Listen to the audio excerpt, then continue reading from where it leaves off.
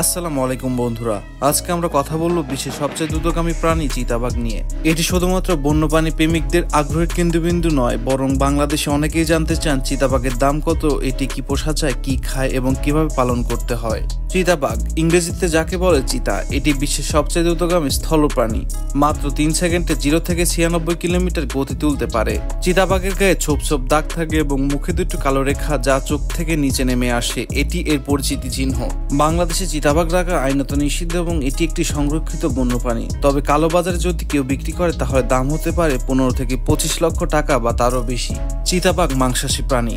এরা সাধারণত খায় হরিণ, খরগোশ, ছোট আকারের স্তন্যপ্রায়ী প্রাণী, হাঁস, মুরগি যদি বন্দি অবস্থায় থাকে। পোষা অবস্থায় প্রতিদিন 3 থেকে 5 কেজি কাঁচা মাংস দিতে হবে। যদিও বাংলাদেশে চিতাবাঘ পোষা অবৈধ, তথাপি সচেতনতার জন্য জেনে রাখা ভালো।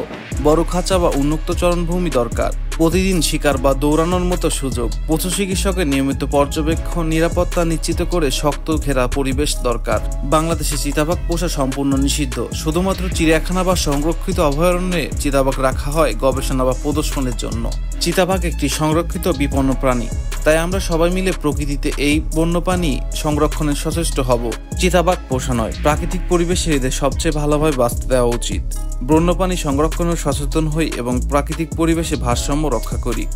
ভিডিওটি ভালো লাগলে অবশ্যই একটি লাইক দিন, সাবস্ক্রাইব করুন এবং ভিডিওতে কমেন্ট করতে ভুলবেন না। ধন্যবাদ সবাইকে। দেখা হবে পরবর্তী কোনো নতুন ভিডিওতে।